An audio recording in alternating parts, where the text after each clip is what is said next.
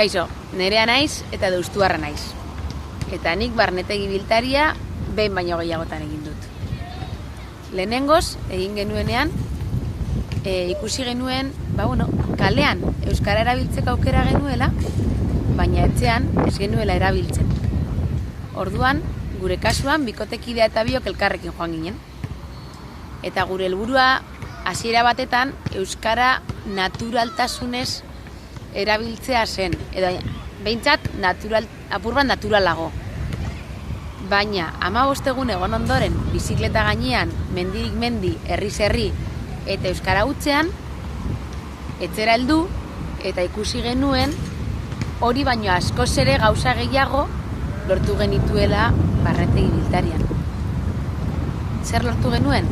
Alde batetik, orduan sortutako harreman batzuk gaur egun oraindik ere mantentzea, eta denak euskara hutsean. Lortu genuen eguneroko gaietaz euskaraz aritzea, bai lagunekin eta bai etxean gure artean. Eta lortu genuen gauza kurioso bat, eta da guretzako gaur egun oraindik ere 4 urte beranduago bizikleta, mendia eta euskara erabat lotuta egotea. Hau da, bizikleta edo aisia euskararekin lotzen dugula. Orduan, euskara guretzako gozatzeko tresna bat bihurtu da.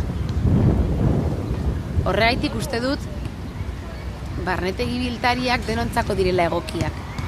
Zeren barnetegi hitz horri nolabait desmitifikatu egiten du.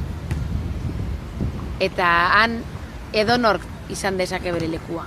Kirolariak, euskaltzaleak, turismo egin nahi duenak edo beste edonork.